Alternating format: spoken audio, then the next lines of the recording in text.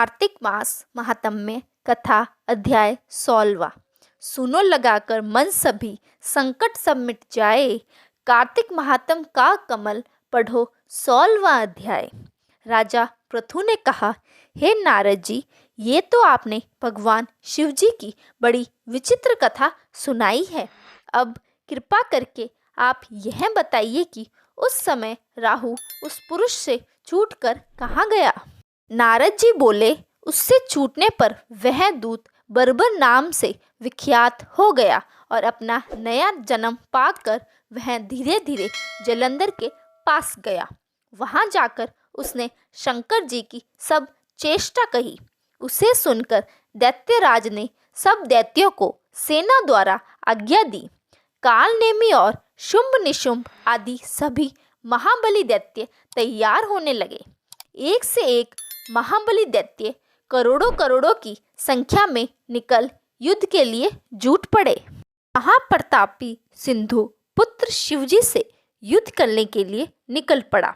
आकाश में मेघ छा गए और बहुत अपशकुन होने लगे। शुक्राचार्य और कटे सिर वाला राहु सामने आ गए। उसी समय जलंधर का मुकुट खिसक गया, परंतु वह नहीं रुका। उधर इंद्रादिक सब देवताओं ने कैलाश पर शिवजी के पास पहुंचकर सब वृतांत सुनाया और यह भी कहा कि आपने जलंधर से युद्ध करने के लिए भगवान विष्णु को भेजा था। वह उसके वशवर्ती हो गए हैं और विष्णु जी लक्ष्मी सहित जलंधर के अधीन हो उनके घर में निवास करते हैं। अब देवताओं को भी वही रहना पड़ता है। अब वह बलिसागर पुत्र आपसे युद्ध करने आ रहा है, अतएव आप उसे मारकर हम सबकी रक्षा कीजिए। यह सुनकर शंकर जी ने विष्णु जी को बुलाकर पूछा, हे ऋषिकेश, युद्ध में आपने जलंधर का संहार क्यों नहीं किया और बैकुंठ छोड़ आप उसके घर में कैसे चले गए। यह सुन विष्णु जी ने हाथ जोड़कर नम्रतापूर्वक कहा, उससे आपका अंशी और लक्ष्मी जी का भ्राता होने के कारण ही मैंने नहीं मारा है। यह बड़ा वीर और देवताओं से अजय है। इसी पर मुक्त होकर मैं उसके घर में निवास करने लगा हूँ। विष्णु जी के इन वचनों को सुनकर शंकर जी हंस पड़े। उन्होंने कहा, हे विष्णु, आप यह क्या कहते हैं? मैं उस दैत्य जलंधर को अवश्य मारूंगा। अब आप सभी देवता जलंधर को मेरे द्वारा ही मारा गया जान अपने स्थान को जाइए।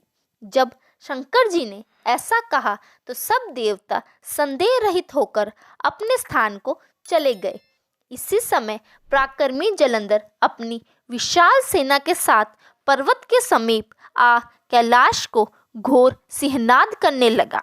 दैत्यों के नाद और कोलाहल को सुनकर शिवजी ने नंदी आदि गणों को उससे युद्ध करने की आज्ञा प्रदान की। कैलाश के समीप भीषण युद्ध होने लगा।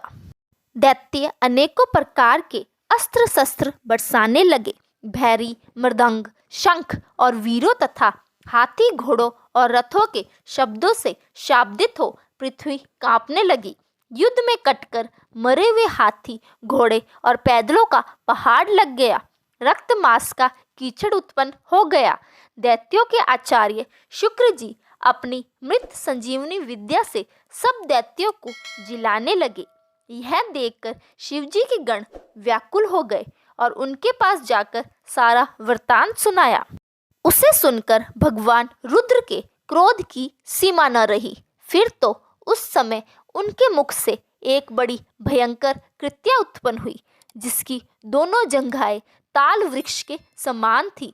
वह युद्ध भूमि में जा सब असुरों का च्वंन करने लग गई और फिर वह शुक्राचार्य के समीप पहुंची और शीघ्र ही अपनी योनि में गुप्त कर लिया।